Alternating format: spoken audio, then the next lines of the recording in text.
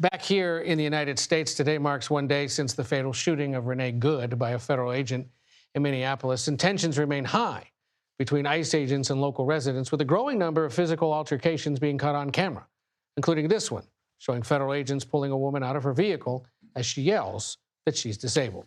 CBS News Homeland Security correspondent Nicole Sganga joins me now. Nicole, officials tell CBS News first off that the ICE agent who shot Renee Good a week ago suffered internal bleeding.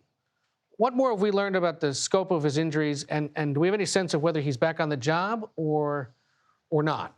Yeah, Ed, it's been 1 week since the fatal shooting of Renee Good. We know that the ICE agent involved, Jonathan Ross, suffered internal bleeding to the torso, still trying to parse out just how extensive his treatment was in hospital. We do know that he was seen by doctors at a local hospital last Wednesday and released later that day. We also spoke with Commander Gregory Bavino, who's overseeing the Minneapolis mission, who told us that that agent has been receiving threats, is now living in a safe location. It's unclear whether or not he has returned to work either full-time or in an administrative capacity. Typically, ICE agents who are involved in, shootings or high-profile incidents of this nature are placed on leave, or at least administrative leave, taken off the streets pending a review by ICE's Office of Professional Responsibility. But Ed, it's not even clear to us, despite us asking questions about it, whether or not ICE is performing an internal review alongside, of course, the federal investigation that continues to play out, led by the FBI.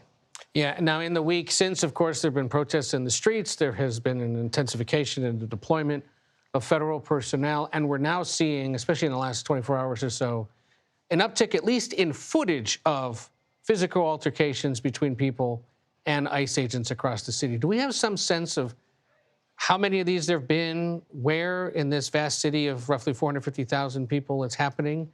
Like, is this a constant part of what they're doing? Or is it just so happened that those observing these things are just releasing the videos of the handful that have occurred?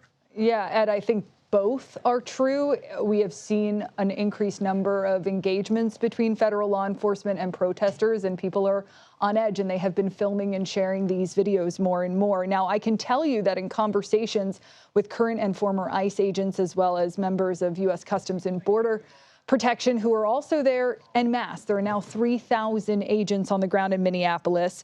I'm being told that ICE personnel are being asked to do a different kind of job in the city of Minneapolis and in St. Paul, that they have sort of less training that prepares them for these mass sweeps. Usually ICE and CBP are used to more targeted law enforcement operations. They get in, they get out. What we are seeing play out in the streets of Minneapolis, in residential neighborhoods, but also in gas stations and restaurants, these sort of public displays of force where they might not have an arrest warrant, but instead are trying to sweep to see if they can pick up anyone or interrogate individuals on the street to determine whether or not they are here in the U.S.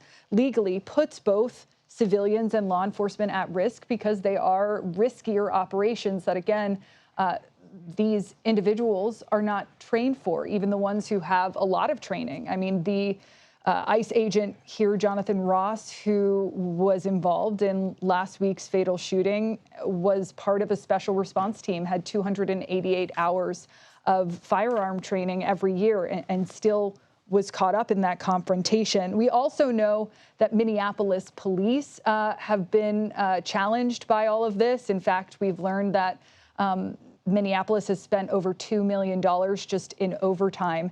And keep in mind that federal agents truly outnumber local law enforcement on the ground. Yeah. There are over 3,000 federal agents, but just 600 members of the Minneapolis Police Department, Ed.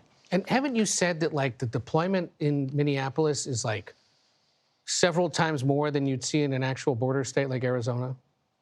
It's true that in a border state like Arizona, you would have maybe 400 HSI agents, Homeland Security investigations, and we're seeing more of that in Minneapolis.